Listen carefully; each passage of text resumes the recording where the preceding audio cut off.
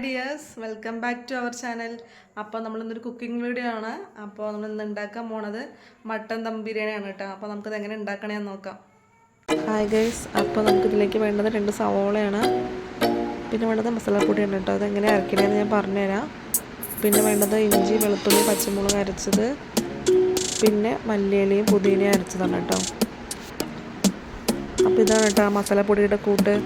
ഉണക്കമുളക്, പട്ട, ഗ്രാമ്പൂ, ഏലക്ക, കുരുമുളക്, പെരിഞ്ചീരകം, പിന്നെ ബിരിയാണി സ്പൈസസ് ഇല്ല, അതൊക്കെയാണ് കേട്ടോ. അപ്പോൾ അതൊക്കെ ഒന്ന് വറുത്തിട്ട് അത് പൊടിച്ചതാണ് കേട്ടോ. പിന്നെ ഇതിലേക്ക് വേണ്ടത് ജീരകശാല അരിയാണ്. അപ്പോൾ നല്ലോണം ഒന്ന് കഴുകിയിട്ട് കുതിരയും കൊണ്ട് വെച്ചിട്ടുണ്ടായിരുന്നു. പിന്നെ മട്ടനായിട്ടും കഴുകിക്കൊണ്ടിരിക്കുകയാണ്. അപ്പോൾ അതെനിക്ക് എടുക്കാൻ പറ്റിയിട്ടുണ്ടായിരുന്നില്ല.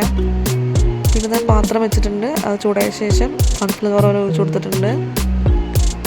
പിന്നെ അതിലേക്ക് 1 സ്പൂൺ നെയ്യ് ഒഴിച്ച് കൊടുത്തിട്ടുണ്ട്.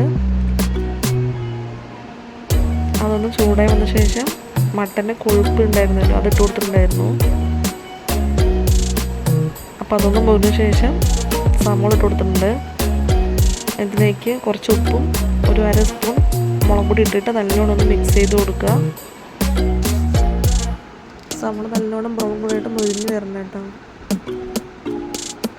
അപ്പോൾ നല്ലോണം മുരിഞ്ഞ് വന്നിട്ടുണ്ട്. നമുക്കിനി ഇതിലേക്ക് വെളുത്തുള്ളി, ഇഞ്ചി, പച്ചമുളക് അരച്ചത് ഇട്ട് കൊടുക്കുന്നുണ്ട്. അതിൻ്റെ പച്ചമണം മാറുന്നവരെ നന്നായിട്ടൊന്ന് വഴറ്റിയെടുക്കണം.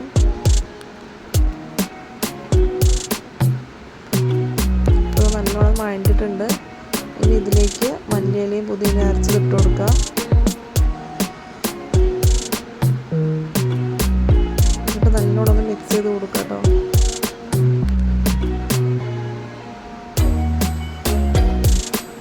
ഇപ്പോൾ ഇത് നല്ലോണം ഒന്ന് മിക്സ് ചെയ്ത് കൊടുത്തിട്ടുണ്ട്. നമ്മുടെ ഗ്രേവിക്ക് ഒരു ഗ്രീൻ കളറൊക്കെ ആയിട്ടുണ്ട്. ഇത് കഴിഞ്ഞിട്ട് മട്ടൻ ഇട്ട് കൊടുക്കുക കേട്ടോ.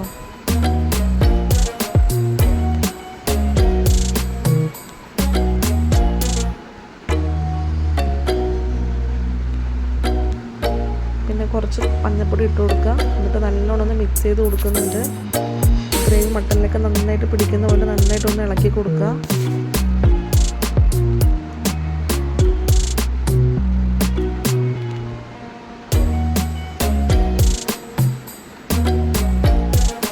നന്നായിട്ട് മിക്സ് ആയിട്ടുണ്ട്. ഇനി നമുക്കിതിലേക്ക് അപ്പൊടി ഇട്ട് കൊടുക്കാം കേട്ടോ. നല്ല ടേസ്റ്റ് ഉണ്ടായിരുന്നു ബിരിയാണി. അപ്പോൾ എല്ലാവരും ഇതൊന്നും ഇതുപോലെ ഒന്ന് ട്രൈ ചെയ്ത് നോക്കണേ. അപ്പം മസാലയൊക്കെ നന്നായി പിടിക്കുന്നത് പോലെ നന്നായിട്ടൊന്ന് ഇളക്കി കൊടുക്കുക.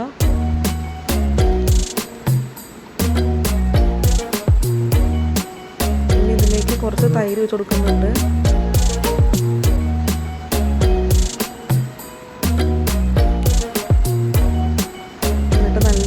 ചെയ്ത് കൊടുക്കുക. പിന്നെ കുറച്ചേരം അടച്ചു വയ്ക്കുന്നുണ്ട് കേട്ടോ.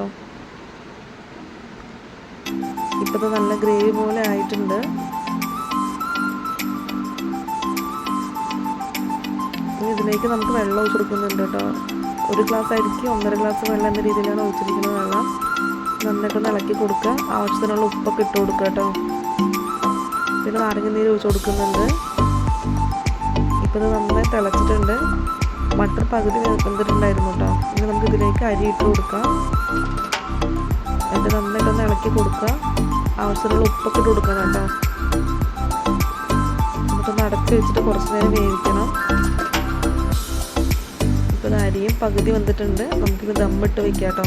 ഒരു 20 മിനിറ്റ് വെക്കണം. ഇപ്പോൾ നമ്മുടെ ബിരിയാണി നല്ല സെറ്റായി വന്നിട്ടുണ്ട് കേട്ടോ. നല്ല മണം ഉണ്ടായിരുന്നു. സെറ്റായിട്ടുണ്ട് നമ്മുടെ ബിരിയാണി.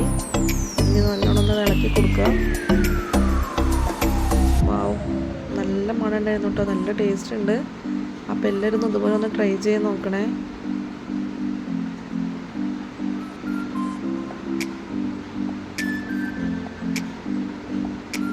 ഇനി ഇതിലേക്ക് കുറച്ച് നെയ്യ് സ്പ്രെഡ് ചെയ്ത് കൊടുക്കുന്നുണ്ട്.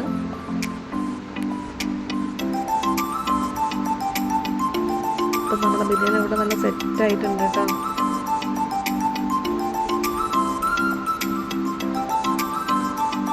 ഇപ്പോൾ ബിരിയാണി നല്ല റെഡി ആയിട്ടുണ്ട്. അതിനൂടെ കഴിക്കാൻ വേണ്ടിയിട്ട് നല്ല വെള്ളരിക്കൊക്കെ ഇട്ട് നല്ല സാലഡും ഉണ്ട്. അപ്പോൾ ഇത്രയുള്ള ഇന്നത്തെ എൻ്റെ വീഡിയോ ഇഷ്ടമായി എല്ലാവരും ലൈക്ക് ചെയ്യുക, കമൻറ്റ് ചെയ്യുക കേട്ടോ. അതൊന്ന് ഷെയർ ചെയ്ത് കൊടുക്കണേ. അപ്പോൾ സബ്സ്ക്രൈബ് ചെയ്ത് സപ്പോർട്ട് ചെയ്യണം എല്ലാവരും. അപ്പോൾ അടുത്ത വീഡിയോയിലോട്ട് കാണാം കേട്ടോ. Okay, bye. ടാറ്റാ.